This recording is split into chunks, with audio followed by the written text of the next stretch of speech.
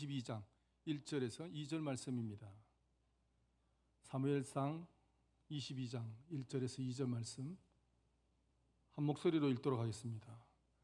그러므로 다윗이 그곳을 떠나 아둘람 굴로 도망하며 그의 형제와 아버지의 온 집이 듣고 그리로 내려가서 그에게 이르렀고, 환난당한 모든 자와 빚진 모든 자와 마음이 원통한 자가 다 그에게로 모였고, 그는 그들의 우두머리가 되었는데 그와 함께한 자가 400명 가량이었더라. 아멘. 여러분, 오늘 함께 나누실 말씀의 제목은 피난처 되신 예수님입니다. 킨츠키라는 일본의 전통 예술 기법에 대해서 여러분 들어보셨습니까? 깨진 도자기를 버리지 않고 오칠과 함께 금가루를 묻혀서 사용하며 또 다시 붙이는 그 기법입니다. 이 킨츠키의 흥미로운 점은 깨진 흠집을 감추려고 하지 않고 오히려 금으로부터 더욱 빛나게 드러낸다라는 겁니다. 그래서 킨츠키로 복원된 그릇은 깨지기 전보다 훨씬 더 독특하고 아름다운 가치를 지니게 되죠. 상처의 흔적이 오히려 가장 빛나는 부분이 되는 거예요. 어쩌면 우리의 인생도 이와 같을지도 모릅니다. 인생에서 많은 것을 잃고 또 가장 비참한 순간에 내몰릴 때 우리는 깨진 도자기처럼 쓸모없어 보일 수도 있습니다. 오늘 본문의 주인공인 다윗이 바로 그런 상황에 처해져 있습니다. 한때 골리앗을 쓰러뜨린 민족의 영웅이었고, 사울은 천천히요, 다윗은 만만이다라는 그 찬사를 받았던 그였지만, 사울의 그 왕의 질투로 인해서 그를 피해서 도망치는 그 신세가 도망자 신세가 되었습니다. 가장 친한 친구였던 요나단과 그 에셀바이에서 눈물로 작별한 뒤에 놉 땅의 제사장에게 간신히 떡을 얻어먹고, 적국의 그 블레셋 가드 땅에서는 목숨을 부지하기 위해서 수염에 침을 흘리며 미친 척하는 그 굴욕까지 겪었던 다윗입니다. 그렇게 모든 희망이 사라지는 듯한 절망의 끝에서 그가 피신한 곳이 바로 오늘 본문에 나오는 아둘람 굴입니다. 그런데 놀랍게도 이 성경은 이 절망과 실패의 장소가 깨진 인생에 그 모여서 금빛으로 빚어내는 킨츠키 공방과 같은 곳이 되었다라고 증언합니다. 그곳으로 환난당한 자, 빚진 자, 마음이 원통한 자들이 하나둘씩 모여들기 시작했던 거죠. 마치 세상의 모든 상처와 또 아픔을 가진 자들이 마지막 피난처와도 같았습니다. 오늘 말씀을 통해서 인생의 가장 어두운 굴 속에서 우리의 깨진 조각들을 모아서 금보다도 더 가치가 있는 더 귀한 존재로 빚어가시는 하나님의 놀라운 회복과 은혜의 그 시간이 되시기를 소망합니다. 오늘 본문 말씀 2절에 있습니다. 환난당한 자가 나옵니다. 히브리어로 환난당한 자, 마초크라고 합니다. 이 단어는 외적으로 가해지는 핍박에 의해서 계속적으로 고통받고 있는 상태를 가리킵니다. 성경에는 잘 나오지 않지만 사울의 폭정으로 인해서 시달렸던 사람이거나 아니면 다윗을 추종함으로 계속적으로 고통을 당했던 사람들을 말하는 겁니다. 환난당한 모든 자가 아둘람으로 모였습니다. 과거 우리 교회는 사회로부터 굉장히 긍정적인 평가를 많이 받았었죠. 독립운동도 했고 대한민국 건국에 교회가 앞장을 섰었습니다. 지금 세대에서도 구제와 사회 복지에 가장 많은 일들을 하는 게 가톨릭이 아니라 교회입니다. 여전히 굉장히 많은 사회 복지의 일들을 하고 있지만 국민들에게는 아주 부정적인 평가는 점점 올라가는 실정입니다. 종교 호감도에서 불교가 20%입니다. 그리고 천주교가 13%, 개신교는 6%에 불과하다는, 불교가 사람들에게 가장 호감 있는 종교가 되었습니다. 또한 신뢰도는 이렇습니다. 기독교가 코로나 이후에 그 코로나로 인해서 32% 정도 신뢰도가 있었으나 그것이 21% 급락했죠. 이 질문이 이미 3년 전에, 2년 전의 이야기입니다. 기독교에 대한 신뢰를 하지 않는 사람들이 80%가 넘는다라는 겁니다. 코로나로 인해서 온 국민들이 고통 가운데 있었지만 그 중에 교회가 가장 큰 타격을 입었었습니다. 근래에도 합법적이라는 그 명목 아래서 목사님들이 감옥에 갇히기도 하고 성역과 같았던 교회가 정부의 개입이 시작된 거죠. 교회를 향한 하나님의 허락이 있었기 때문에 이런 일들이 일어난 거지만 외부로부터의 핍박을 받는 고통의 시간이라고 할 수 있습니다. 아담 굴에 모인 자들도 억울함이 있었고 우리 기독교인들도 억울한 부분이 있죠. 그래서 더 조심스럽게 되고 움츠러들게 되는 것을 저희가 보게 되죠. 앞으로 합법적이라는 그 명분 아래 교회에 대한 압박과 또 차별이 계속적으로 시행될 겁니다. 이 상황에 이겨낼 그 믿음을 달라고 우리는 기도해야겠습니다. 2절에 보면 또 빚진 모든 자가 다윗에게로 모입니다. 돈을 빚진 자들의 그 의무를 다하지 않고 도망 나온 게 아니라 우리 성경에는 그에게라는 그 단어가 빠져 있는데 그에게 빚진 자라고 하죠. 사울에게 빚진 자를 말하고 있는 겁니다. 세금이 너무나 많아서 빚진 자이고 또한 그것을 갚지를 못해서 전 재산이 몰수당하거나 또 노예의 신세로 전락했기 때문에 그것에 대해서 도망을 나온 자들을 말하는 겁니다. 사울의 폭정으로 인해서 재산을 강탈당한 자들이나 사울에 의하여 불이익을 당한 사람들을 빚진 자라고 합니다. 우리 현실도 그렇습니다. 빚을 지지 않은 사람이 없습니다. 제가 장사를 좀 오래 했습니다. 근데 돈을 잘 벌지 못했습니다. 인건비에, 재료비에, 세금에, 광고비에 하다 차까지 팔아서 직원들 월급을 주기도 했습니다. 거의 망하다시피 가게를 접게 되었죠. 그래서 이사를 다른 지방으로 했습니다. 근데 시간이 지나면 뭐 낼 게 없는 줄 알았는데 그곳까지 세금이 따라오더라고요. 내가 망하는 것과는 아무런 상관없이 세금은 끝까지 나를 추적하고 따라오더라라는 거죠. 이런 일들도 우리에게 일어납니다.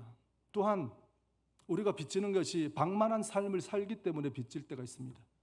마이너스 통장 공짜인 것 같고 카드가 공짜인 것 같으나 그것을 고스란히 갚을 때 얼마나 힘이 듭니까? 2배로 힘이 듭니다. 갚아 나가야 하고 또 내가 먹고 살아야 하고 웬간히 벌어서는 빚을 갚기가 정말 어렵습니다. 남들이 사는 것처럼 그렇게 살아가려고 하면 빚지지 않고 살기가 어렵다라는 거죠. 그것이 사실입니다. 그들이 다윗에게 또 아둘람으로 모여듭니다. 또한 마음이 원통한 자들이 다윗에게 모여듭니다. 마음이 원통한 자들에서 마음이라는 그 히브리어 단어는 네페시라고 합니다. 혼이라고도 하고 자아라고도 합니다. 원통하다라는 그 히브리 말은 마르라고 합니다. 고통스럽고 분노한 상태인 나의 자아, 나의 마음이라고 말할 수 있죠. 그래서 마르 네페시라는 말은 마음의 강조점이 있는데 내적인 근심과 외적으로 당한 상처 그리고 환난을 통해서 마음이 고통스럽고 분노한 상태를 말하는 겁니다. 이것 또한 당시 불의한 사울의 통치로 인해서 백성들이 느낀 심적 고통의 상태를 말해주고 있는 겁니다. 우리의 일상생활에도 마음이 원통한 자들, 또 고통스럽고 분노가 가득한 사람들이 얼마나 많은지 모릅니다. 타인에 의해서도 많지만 자의에 의해서 또 우리는 마음 속에 화와 분이 많은 사람들이 많습니다. 우리나라의 그 과거사를 보면 한국 전쟁을 거쳤죠, 저희가. 또 그리고 그 이전에는 일제 강점기를 겪었습니다. 더 올라가면 중국의 그 침략으로 우리나라는 얼마나 오랜 시간 동안 어려움을 겪고 살았습니까? 그래서 우리 민족은 무슨 민족입니까? 한의 민족입니다. 우리가 한이 많다라는 것은 그 아픈 마음을 풀 데가 없고 스스로 그 삭히느라 속병이 걸린 것, 그것을 말하는 거죠. 혼의 아픔이 많다, 상처가 많다, 마음에 쓴뿌리가 생겼다라고 할 수 있는 겁니다. 그 쓴뿌리는 우리 자신을 끝없이 스스로가 아프게 하고 또 힘들게 한다라는 거죠. 과거에 제가 그랬습니다. 제가 다른 분들이 저에게 김성철 집사 오늘 참 밝아 보이십니다 이렇게 얘기하면 언제는 어두웠나요? 하면서 말을 합니다. 그리고 오늘 좋아 보이네요. 안 좋을 게 뭐 있나요? 제가 하면서 그렇게 대답을 합니다. 그리고 요즘 별일 없죠? 이러면 별일 있기를 바라시나요? 이렇게 얘기합니다. 상대방이 그냥 가볍게 인사한 건데 내 안의 상처로 인해서 그것을 그냥 받아주지를 못하고 상대방을 핥힙니다. 인사한 사람을 생각하면 참 불편했겠다라는 그 생각들이 들죠. 그리고 쉽지 않은데 돌아서면 후회를 합니다. 왜 자꾸 이런 말이 나갈까 하는 그 마음이 들면서 괴롭더라고요. 이것 말고도 참 많은 일들을 예민하게, 그 말들을 예민하게 받아들일 때가 많고 또 그것으로 인해서 남에게 상처를 줄 때가 얼마나 많은지 모릅니다. 스스로 오해하려고 작정한 사람처럼 비꼬아서 듣고 생각을 많이, 이상한 생각들을 많이 했던 것 같습니다. 내 안에 그 쓴뿌리가 건드려지면서 그 쓴물들을 타인에게 막 쏟아내는 거죠. 다윗에게 모여든 사람들은 외적인 고통과 또 물질적 어려움 그리고 내적인 고통을 가진 사람들이 사울의 그 폭정으로 인해서 고통당하는 백성들의 모습을 포괄적으로 묘사하고 있는 겁니다. 본문 1절 말씀을 보면 그런 자들이 스스로 다윗에게로 아둘람 굴로 모여듭니다. 환난당한 모든 자, 빚진 모든 자, 마음이 원통한 자가 아둘람으로 모여든 거죠. 다윗이 특별히 그들을 초대해서 모여든 게 아니라 스스로의 발걸음으로 그들이 모여든 겁니다. 스스로 왔다라고 보기보다는 오히려 하나님의 택하심과 하나님의 부르심이 있었다라고 보는 게 정확한 말씀이겠죠. 하나님께서 다윗이 있는 곳에 이들을 모여들게 한 거예요. 그들이 몇 명이라고요? 400명입니다. 이들이 인간 다윗의 기질과 능력을 보았기 때문에 모여든 것이라고도 볼 수 있지만 다윗은 왕으로 오신 예수님을 상징하기 때문에 구원자인 예수님께로 그들이 모여든 겁니다. 구약의 다윗의 역할은 왕의 역할을 했겠지만 지금 시대에서 보는 우리가 보는 다윗은 예수님을 예표하는 겁니다. 예수 그리스도 곁으로 모여든 자들에게 그들의 아픔과 고통에서의 구원 또한 영혼의 구원이 함께 이루어진다라는 말씀입니다. 아둘람이라는 히브리어 단어 또한 뜻은 피난처, 은신처입니다. 여러분 피난처라고 하면 어떤 분이 생각나십니까? 예수님이시죠. 피난처 대신 예수님 생각납니다. 아둘람 굴로 피했다라는 것은 은신처이고 피난처이신 예수님의 품으로 피했다라는 말씀이라는 거죠. 마찬가지로 환난 당하고 비치고 마음이 원통한 자들이 모여든 곳이 다윗에게 예수님께 피하였고 피난처 대신 예수님의 품으로 피했다라는 겁니다.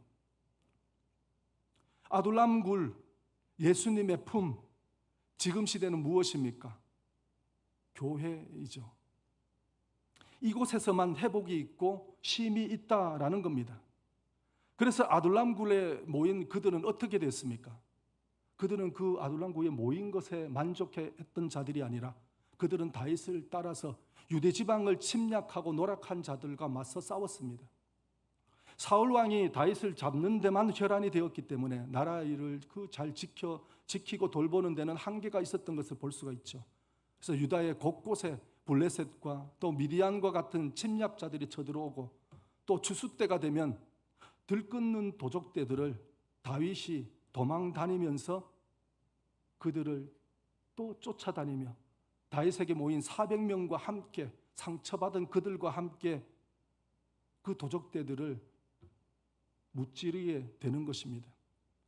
사울에게 도망을 다니면서 또 도적대와 침략자들과 싸우고 저녁에는 아둘람 굴이라는 그 피난처에서 예수님의 품에서 쉼을 얻는 시간을 보냈다라는 겁니다. 시간이 흘러서 다윗과 또 찢기고 상처받은 자들이 전쟁에 능한 자들로 변하게 되는 것을 보게 되죠. 다윗의 생명을 지켜주고 또 이름의 성경에 쓰여지게 되는 영광을 얻게 되는 용사들로 그들은 변한다라는 겁니다. 그 용사들이 얼마나 잘 싸우는지 시간이 지나서 알게 됩니다. 사무엘하 2장 12절에서 17절 말씀은 저희가 한번 읽어볼까요? 12절을 제가 먼저 읽겠습니다. 넬의 아들 아브넬과 사울의 아들 이스보셋의 신복들은 마하나임에서 나와 기브온에 이르고, 다윗의 신복들도 나와 기브온 목가에서,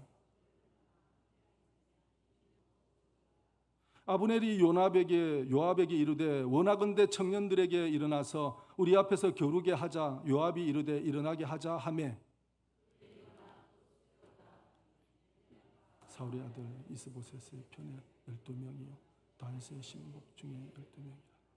각기 상대방의 머리를 잡고 칼로 상대의 옆구리를 찌르며 일지에 쓰러진지라. 그러므로 그것을 헬가 핫수림이라 일컬었으며 기브온에 있더라. 그날의 싸움이 심히 명렬하니 아브넬과 이스라엘 사람들이 다윗의 신복들 앞에서 패하니라. 아멘. 이스라엘 군사들은 그들은 국방비로 운영이 되었고 또 무기 지원과 훈련을 받은 정규 군인이었습니다. 반면에 다윗의 군사들은 동네를 지켜주고 또 지원을 받는 수준의 그런 군대라고 볼 수 있죠. 그러나 다윗과 함께 한 자들을 향해서 하나님의 계획하심으로 인하여 많은 실전 전투 경험과 높아진 사기를 가짐으로 인해서 용사로 점점점 변해가는 겁니다. 우리 시대에 어떻게 살아가야 하는지 한번 살펴보겠습니다. 예수 그리스도는 교회의 머리라고 했습니다. 에베소서 1장 22절 말씀 한번 읽어보겠습니다. 또 만물을 그의 발 아래 복종하게 하시고 그를 만물 위에 교회의 머리로 삼으셨느니라. 골로새서 1장 18절 말씀 함께 읽겠습니다. 그는 몸인 교회의 머리시라. 그가 근본이시요 죽은 자들 가운데서 먼저 나신 이시니 이는 친히 만물의 으뜸이 되려 하심이요. 또한 예수님께서는 교회의 몸이라고 하십니다. 에베소서 1장 23절 말씀 한번 볼까요? 교회는 그의 몸이니 만물 안에서 만물을 충만케 하시는 이의 충만함이라. 교회는 그의 몸이니라고 말하고 있습니다. 그래서 교회라는 것은 예수님의 머리가 되고 몸이 되는 예수님 그 자체라고 말씀하고 있는 겁니다. 아둘람 굴이 피난처로서 다윗과 그를 따르던 자들이 모여들었던 것처럼 피난처 대신 예수 그리스도가 머리 되시고 몸 대신 교회에 우리는 모여야 한다라는 겁니다. 교회 안에서 주님이 주신 공급하심으로 쉼을 누리고 살아야 합니다. 교회를 통해서 하나님께 예배를 드리고 목사님 말씀을 통해서 또 하나님의 음성을 듣고 또 기록된 말씀인 성경을 통해서 예수님을 알아가고 그 모든 말씀과 함께 하시는 성령 하나님의 역사하심으로 교회에서 우리는 안식을 누리고 은혜를 입어야 한다라는 겁니다. 그리고 그 받은 은혜를 가지고 우리는 교회에 머물러 있는 것이 아니라 각자의 삶 가운데 나가야 한다라는 거죠. 다윗과 도망한 자들이 아둘람 굴에서 쉼을 얻고 전쟁에 나갔던 것처럼 우리도 교회를 통해서 공급을 받고 우리의 삶의 터전에 나가야 한다라는 겁니다. 예배하고 기도하고 성경 말씀 읽고 터전으로 나가서 영적 전쟁을 해야 한다라는 겁니다. 영적 전쟁이라고 하면 우리는 선교지에서나 하고 아니면 전도 나갈 때나 하는 것으로 생각할 때가 있습니다. 당연히 그곳에서도 영적 전쟁을 해야겠지만 더 자주 접하는 곳이 뭐냐 그러면 우리의 삶 곳곳에 있는 그것이 전쟁터고 내 마음이 전쟁터다라는 겁니다. 은혜 받고 교회에서 나가자마자 은혜를 쏟아버리는 경우가 얼마나 많습니까 여러분? 교회를 나가면 바로 생기는 게 주차 문제들, 운전 중에 또 험악한 일들이 우리의 은혜를 꽝으로 만들어버리지 않습니까?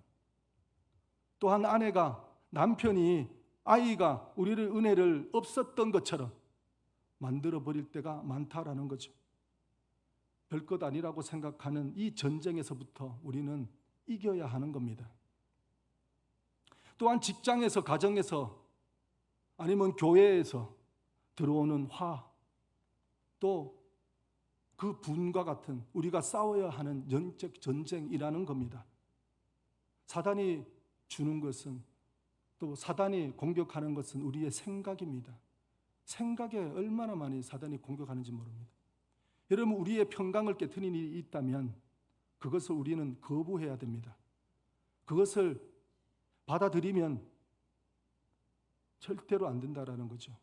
어떻게 얻은 평강입니까? 우리가 평강을 얻기 위해서 하나님께 얼마나 기도를 하고 회개를 하고 또 사람들을 또 사랑함으로 볼 수 있게 해달라고 기도를 얼마나 합니까? 그런데 단 한마디에 우리는 그 평강이 깨져버리잖아요. 어떻게 얻은 평강인데요? 그것을 사단에게 내주면 안 됩니다. 나를 핥히는 말들이 들어오면 그것을 거부해야 됩니다. 내 일 아니라고. 그것을 받아들이는 순간에 그것이 사단이 쏘는 불화살을 맞는 겁니다. 나의 마음을 불편하게 하고 화가 나게 하며 평정심을 잃어버리게 하는 것이 평강을 깨트리는 것이며, 화와 분으로 맞대응하면서 만약에 같이 싸우게 되면 그것은 사단이 정말 좋아하는 그런 사단에게 지는 것이 되는 거죠. 우리가 싸워야 할 대상인 공중 권세 잡은 자, 어둠의 세상 주관자, 악한 영인데 사랑해야 할 우리 동료들, 또 가족들, 우리 지체들과 싸움을 싸운다면 이미 전쟁은 지고 들어가는 것이죠. 그래서 일상생활에서 잠언 4장 23절 말씀을 보면 무릇 지킬 만한 것보다 더욱 내 마음을 지키라, 생명의 근원이 이에서 남이니라 라고 말씀처럼 마음을 지켜야 하는 것입니다. 그것을 나의 노력과 나의 힘으로 마음을 지켜보려고 하는 것이 아니라 하나님께서 주시는 힘으로 지키는 겁니다. 성도들 간에 미움이 생겨나면 그냥 미워하거나 인간이 덜 됐어 라고 생각하거나 섭섭하다 라고 생각하는 것이 아니라 우리들의 사이를 이간질시키는 악한 영이 이간질하는구나 라를 깨닫고 영적 전쟁을, 또 마음의 평강을 되찾기 위해서 기도해야 한다라는 겁니다. 관계의 문제만이 아니라 질병이 그렇습니다. 사업의 문제가 그렇죠. 가정의 문제들도 우리는 전쟁을 치러야 합니다. 그리고 교회에서 힘을 얻고 다시 현실에서 세상에서 열심히 일하고 또 기도하고 다시 교회에서 힘을 얻고 평강을 누리다 보면 우리는 우리 자신이 점점점 성장해 가는 모습을 보게 될 것입니다. 뿐만 아니라 하나님의 용사로서 또 변모해 가게 될 겁니다. 어디를 내놓아도 두려움이 없는 예수님의 군사로 또 제자로 살아가게 될 거란 말입니다.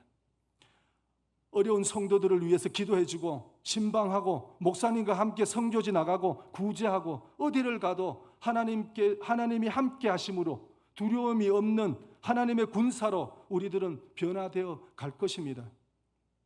다윗의 그 400명의 찌질이들이 전쟁에서 또 용맹한 용사들로 변했던 것처럼 우리도 교회에서 예수님 만나고 현실에서 전쟁을 하면서 용사들로 예수님의 제자들로 성장해 간다라는 겁니다.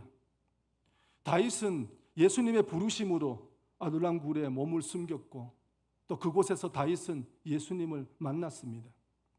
마태복음 22장 44절 말씀을 보면 주께서 내 주께 이르시되 내가 내 원수를 내 발 아래 둘 때까지 내 우편에 앉아 있으라 하셨도다 하였느니라 라는 그 말씀처럼 다윗은 예수님을 눈으로 본 자였습니다. 다윗이 어디서 예수님을 봤냐고 정확하게 성경에는 언급이 되어 있지 않지만 아둘람 굴, 피난처 대신 예수님의 품에서 만났다라는 것을 우리는 추측할 수 있는 겁니다. 다윗이 이 아둘람 굴에서의 그 믿음의 고백이 나옵니다. 시편 57편, 이 시편 57편이 아둘람 굴에서 쓴 시입니다. 여러분 조금 길지만 다 함께 시편 57편을 나의 고백이 되고 기도가 되도록 함께 읽도록 하겠습니다. 1절부터 함께 읽겠습니다. 시작. 하나님이여 내게 은혜를 베푸소서, 내게 은혜를 베푸소서. 내 영혼이 주께로 피하되 주의 날개 그늘 아래에서 이 재앙들이 지나기까지 피하리이다.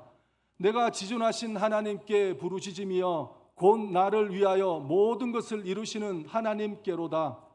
그가 하늘에서 보내사 나를 삼키려는 자의 비방에서 나를 구원해 주실지라. 셀라. 하나님이 그의 인자와 진리를 보내시리로다. 내가 불사르는 자들 중에 누웠으니 곧 사람의 아들 중에라. 그들의 이는 창과 화살이요 그들의 혀는 날카로운 칼 같도다. 하나님이여 주는 하늘 위에 높이 들리시며 주의 영광이 온 세계 위에 높아지기를 원하나이다.